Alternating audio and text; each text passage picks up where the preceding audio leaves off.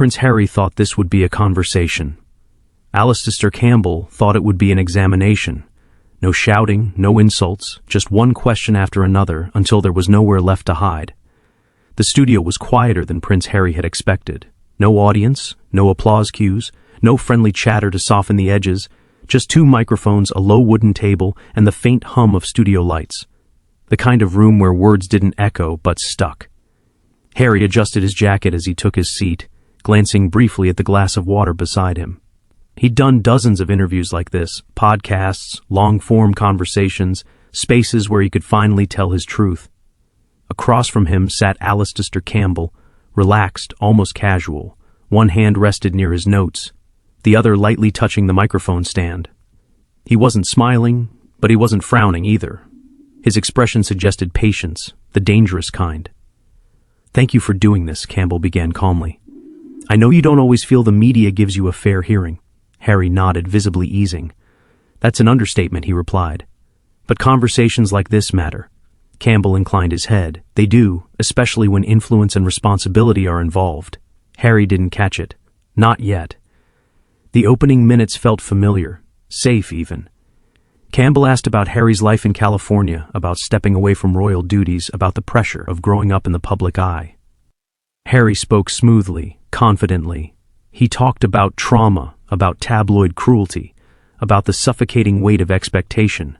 At times his voice softened, at others it sharpened, honed by years of repeating these stories, polishing them until they felt unassailable. Campbell listened, truly listened. No interruptions, no raised eyebrows, no counterpoints, just silence after each answer. Harry filled it. "I didn't leave because I wanted attention," he said at one point. "I left because I wanted peace." Campbell nodded again, jotting something down. "Peace?" he repeated quietly. "That's an interesting word." Harry smiled faintly. "It's an important one." Campbell leaned back slightly. "You've spoken often about stepping away from power," he said. From the institution, Harry's shoulders squared instinctively. "Yes, absolutely. And yet," Campbell continued, tone unchanged, "you remain one of the most influential public figures in the world." Harry paused. "Well, public attention isn't something you can just turn off." "Of course," Campbell agreed. "But attention isn't the same as influence." Harry frowned. "Just a fraction," Campbell pressed gently. "You've written books, given interviews, released documentaries, all of which shape public opinion about the monarchy, the media, even British society itself." Harry shifted in his chair. "That's not influence," he said. "That's telling my story." Campbell didn't argue. Instead, he asked softly, "Do you believe stories are neutral?" The question landed heavier than it sounded. Harry exhaled through his nose. "I believe stories can heal," he replied. "They can expose harm." Campbell nodded again. "And can they harm?" A beat. Harry hesitated just long enough to be noticeable. "They can," he admitted, "if they're dishonest." Campbell's pen stopped moving. "And who decides that?" he asked. Harry's jaw tightened slightly. "People know the truth when they hear it." Campbell looked up now, meeting Harry's eyes fully for the first time. "Do they?" he asked. "Or do they recognize conviction?" The temperature in the room shifted, not dramatically, subtly. Harry leaned forward, hands clasped. "I've lived this," he said. "I don't need to convince anyone. I know what happened to me." Campbell's voice remained level. "I don't doubt your experience," he said. "I'm interested in what you do with it." Harry blinked. "What do you mean?" Campbell folded his hands. "You speak often about escaping the institution, about rejecting its power structures." Harry nodded, cautious now. "Yes." "And yet," Campbell said, "you still speak as someone shaped by it. You frame your arguments and moral authority derived from it." Harry's eyes narrowed. "That's unfair." Campbell raised a hand slightly, not defensively, but to slow the moment. "I'm not accusing," he said. "I'm observing." Harry leaned back, crossing his arms. "Sometimes observation is accusation," he replied. Campbell smiled faintly, not amused, measured. "That's true," he said, "which is why clarity matters." Harry glanced toward the technici. Anne's booth, then back. "I came here to have a conversation," he said, "not to be psychoanalyzed." Campbell's reply was immediate. "And I came here to understand how power speaks when it claims to have renounced itself." Silence, not awkward, not hostile, just exposed. Harry uncrossed his arms. "You're twisting my words," he said. Campbell shook his head slowly. "I haven't touched them yet." Harry swallowed. The microphones captured everything. A breath, a shift, a crack, barely visible, but real. And for the first time since the conversation began, Prince Harry looked less like a guest and more like someone being examined. The silence stretched just long enough to become uncomfortable. Prince Harry shifted in his chair again, this time less subtly. His fingers tapped once against the table before he caught himself and folded his hands together. He was used to interviews turning tense, but not like this. Not without raised voices, not without headlines being thrown at him like weapons. This was different. Alastair Campbell hadn't raised his voice. He hadn't challenged Harry's truth outright. He hadn't even contradicted him. He'd simply waited. "Let me be clear," Campbell said at last, voice measured. "I'm not questioning your pain." Harry nodded quickly. "Good. I'm questioning the function of that pain in public discourse." Harry frowned. What does that even mean? Campbell leaned forward slightly, elbows resting on the arms of his chair. "You speak about trauma," he said, "and you speak out accountability, often in the same breath." Harry straightened. "As I should, possibly," Campbell replied. "But accountability usually runs in two directions." Harry's eyes narrowed. "I've taken responsibility for my decisions." "Have you?" Campbell asked calmly. Harry opened his mouth, then paused. "Yes," he said. "I walked away. I gave up titles. I gave up protection. I paid a price." Campbell nodded as if noting a point in a debate rather than contesting it. "And yet," he said, "you continue to shape narratives about people who cannot respond." Harry stiffened. "My family can respond whenever they like." Campbell didn't push back immediately. Instead, he asked, "Do you believe silence is always a choice?" The question landed heavier than the others. Harry hesitated. "In their position, yes." Campbell tilted his head slightly. "So, when a powerful institution chooses silence, it's strategy." Harry shrugged. "And when an individual speaks publicly, repeatedly, globally, it's truth." Harry's jaw tightened. "You're framing this unfairly." "I'm framing it symmetrically," Campbell replied. Harry leaned forward now, forearms resting on his knees. "Let's stop pretending this is neutral," he said. "You've advised governments. You know how power works." Campbell smiled faintly. "Exactly." Harry's voice sharpened. "So don't act like I'm the one wielding it." Campbell didn't interrupt. He waited until Harry finished, until the words stopped echoing in the room, then spoke softly. "Power isn't only institutional," he said. "It's reputational, emotional, narrative." Harry shook his head. "You're making it sound like I'm manipulating people." "I'm saying," Campbell replied, "that stories persuade, even when they're sincere." Harry exhaled sharply. "I never wanted persuasion. I wanted understanding." "And you got it," Campbell said in abundance. Harry blinked. "Did you?" Campbell met his gaze from millions. The air felt thicker now. Harry leaned back, crossing his arms again, but this time it looked defensive, not reflective. "So, what's the accusation?" he asked. "That I should have stayed silent." Campbell shook his head. "No, that you should recognize the weight of your voice." Harry laughed once, short and humorless. "That's rich coming from you." Campbell accepted the jab without reaction. "I've spent much of my career trying to reduce the damage of powerful voices," he said. "Not always successfully." Harry scoffed. "At least you admit that." Campbell nodded. "Do you?" The question hung in the air. Harry's expression hardened. "I don't regret telling my story." "That's not what I asked," Campbell said gently. Harry stared at him. "Do you regret anything about how it was told?" The studio seemed to shrink. Harry looked down briefly, then back up. "No," he said firmly, "because if I hadn't spoken, the truth would have been buried." Campbell raised an eyebrow. "Whose truth?" Harry's patience snapped just slightly. "My truth," he said. "The truth?" Campbell leaned back, folding his hands. "That's the moment narratives become dangerous," he said, "when personal truth declares itself universal." Harry shook his head. "You're splitting hairs." "No," Campbell replied. "I'm drawing lines." Harry leaned forward again, voice rising for the first time. "You're implying I've done harm." Campbell didn't flinch. "I'm asking whether harm can exist without intent." Harry opened his mouth, then stopped. The answer didn't come immediately. That hesitation, brief but undeniable, changed the room. Campbell noticed it. "So, let me ask you this," he continued. "When people use your words to justify cynicism, division, or distrust, do you feel responsible?" Harry's face flushed slightly. "I can't control how people interpret things." "Governments say that too," Campbell replied. Harry shot him a sharp look. "That's not the same, isn't it?" Campbell asked quietly. The silence that followed wasn't polite anymore. It was charged. Harry uncrossed his arms, rubbing his palms together as if grounding himself. "You came into this with an agenda," he said. Campbell nodded once. "Yes." Harry's eyes widened. "And it's not what you think." Campbell leaned forward again, voice low. "My agenda is simple: to understand whether walking away from power absolves someone from its consequences." Harry stared at him. "I didn't walk away to be absolved," he said. "I walked away to survive." Campbell held his gaze. "And now you're asking the world to survive your story." Harry stood up abruptly, then stopped himself, sitting back down with visible effort. The microphones caught his breath. "I'm done being dissected," he said sharply. Campbell didn't argue.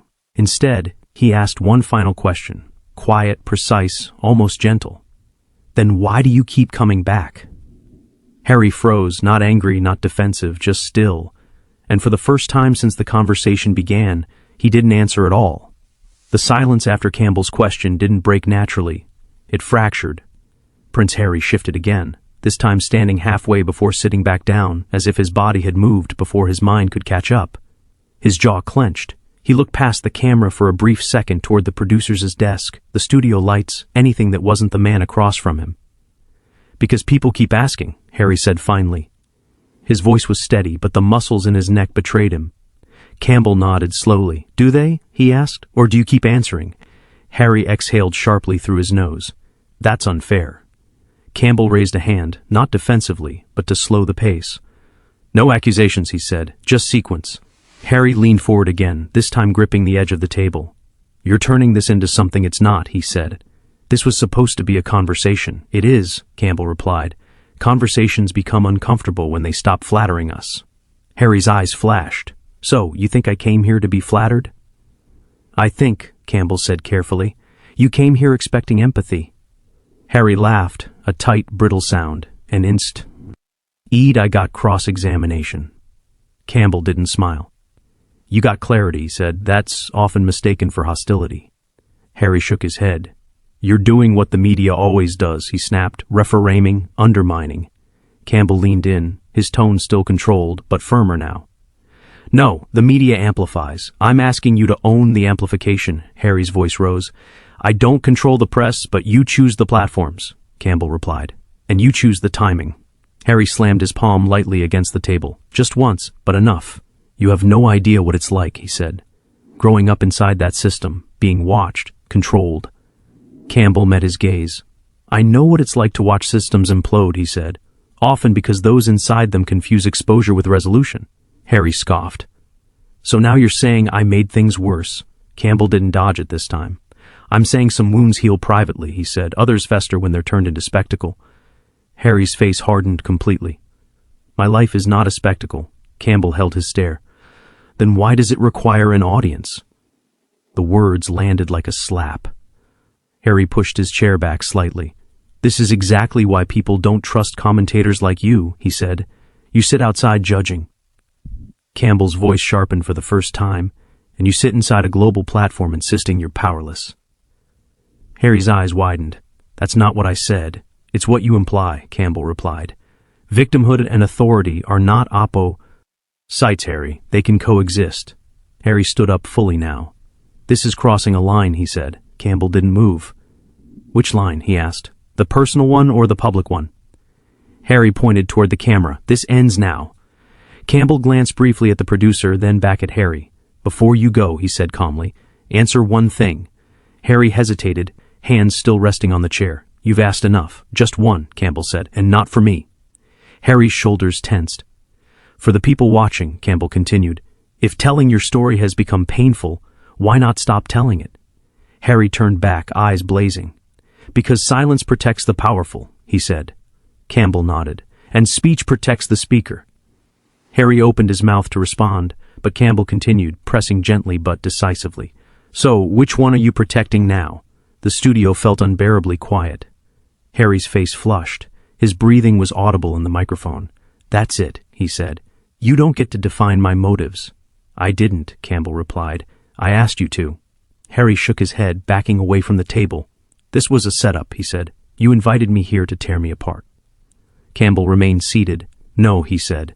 I invited you to examine yourself. Harry reached toward the earpiece, fingers trembling slightly. I'm done. Campbell watched him carefully. One last thing, he said, and I won't follow up. Harry paused. Campbell's voice softened again, but the words were sharper than anything before. When history, Lou, back on this period of your life, do you want to be remembered as someone who escaped the institution, or someone who never stopped fighting it from the outside? Harry froze. For a split second, something flickered across his face. Not anger, not indignation, uncertainty. Then it vanished. That's not your call, Harry said coldly. He reached for the controls. The screen flickered. Audio spiked, and just before the connection cut, Campbell spoke one final sentence. Quiet. Unmistakable. History won't ask who was right, he said, only who took responsibility. The feed went dark, the screen went black. Not dramatically, not with a fade out or a musical cue, just black. For half a second no one spoke. Then the red live indicator blinked off. The studio didn't exhale, it froze. Campbell remained seated, hands folded loosely in front of him, eyes still fixed on the empty monitor where Prince Harry's face had been seconds earlier. No sigh, no shake of the head, just stillness. A producer's voice crackled faintly through the headset. We've lost the connection. Campbell nodded once. Yes, he said quietly, we have. The camera was still rolling, now no longer broadcasting but recording. Campbell turned slightly toward it, not with triumph, not with irritation, but with something closer to resignation.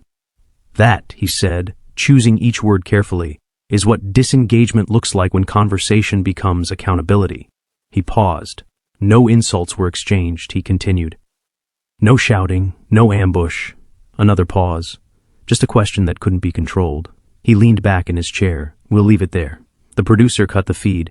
Across the Atlantic, in a quiet room far from the studio lights, Prince Harry stood motionless, headphones still on, staring at his own reflection in the darkened screen. The call had ended, but the words hadn't. He pulled the headset off and dropped it onto the desk harder than necessary. Someone off camera spoke his name. He didn't respond. For a long moment he said nothing. Then quietly, almost to himself, he knew exactly what he was doing. But even as he said it, the certainty wasn't there because part of him knew something else. Campbell hadn't attacked him, he hadn't mocked him, he hadn't dismissed his pain, he had simply refused to carry it for him. Within minutes, clips began circulating. Short ones first. Why does it require an audience? Victimhood and authority can coexist. Which one are you protecting now? The comments split instantly. Some called it cruel, others called it overdue. Supporters accused Campbell of arrogance. Critics accused Harry of running. But one thing was undeniable. People watched, and then they rewatched. Media outlets raced to frame it. Prince Harry storms off podcast. Alastair Campbell pushes too far. When interviews turned into interrogations, but beneath the headlines, something more interesting happened. The tone shifted, not outrage, reflection. Viewers began asking questions that hadn't been asked before. Not about the monarchy, not about betrayal, not about trauma, but about exit. When does telling your story become repeating it? When does explanation turn into performance? When does pain stop being truth and start becoming identity? Later that evening, Campbell released a single statement. No thread, no follow-up interviews, just one paragraph. Conversation requires courage from both sides. Walking away is a choice, but it is also an answer. Harry, for his part, said nothing. No tweets, no statements, no clarifications. And in that silence, something unexpected happened. For the first time in a long while, the story didn't continue. It lingered, unfinished, unresolved, and maybe finally honest. If this conversation made you uncomfortable, that's the point. If it made you think, that's the power of real dialogue. Like the video, if you believe tough questions still matter.